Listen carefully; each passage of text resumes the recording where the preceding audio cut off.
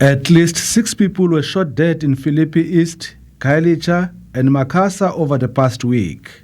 The interdict will enable government to take steps to prevent further disruptions on specified routes. Violence and lawlessness cannot be allowed to endanger the lives of commuters, operators, and our residents. This court order gives us the legal authority to act decisively to protect our communities and restore stability in the affected areas. However, there are concerns that this may affect a lot of people across the industry, including commuters.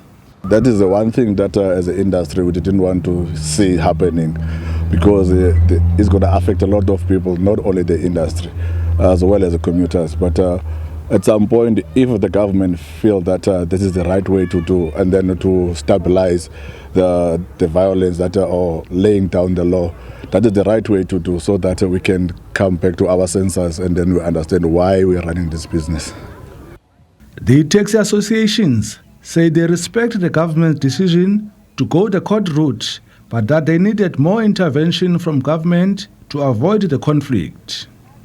We respect the action taken by the government, of course, but still feel the government has not done enough, as we were expecting interventions, and they were expecting the government to be also decisive in terms of what is depicted from the operating licenses.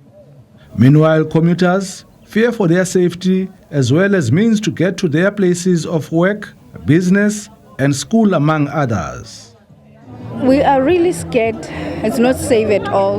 We are really scared. It's not safe at all, because we are using taxis to go to work every day. So now we're not safe. We are really, really scared. Most of people are using a public transport. So most of us will struggle through transport when there is a shooting around Cape Town.